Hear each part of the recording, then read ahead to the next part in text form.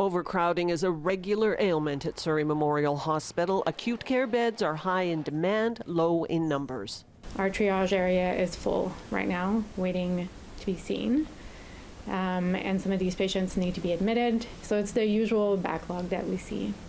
In a novel move, Fraser Health is about to open BC's first community transitional housing site. 53 spots will be for patients who don't need urgent care but aren't ready to go home. The goal is to free up acute care beds for the sickest of the sick.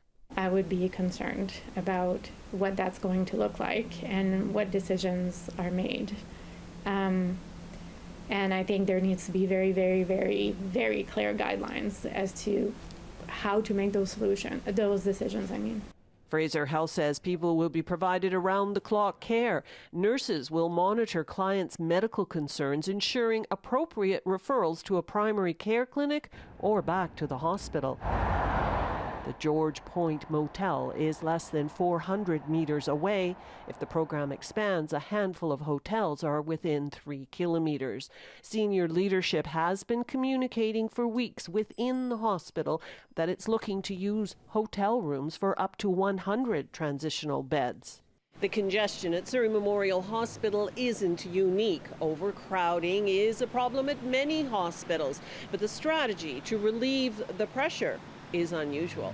Critics call it troubling. Our hotels are not hospitals, and so I think it remains a concern when we're seeing patients being discharged to hotel rooms, and I think it speaks to the really overburdened nature of our healthcare system.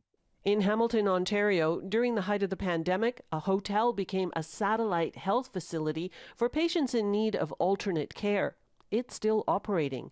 In Toronto and Ottawa, hospitals also continue to transfer less acute patients to transitional units set up in retirement homes.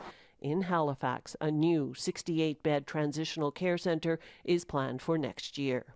You can imagine the huge impact that has of getting patients out of the emergency department and into the acute care beds that they need to be in.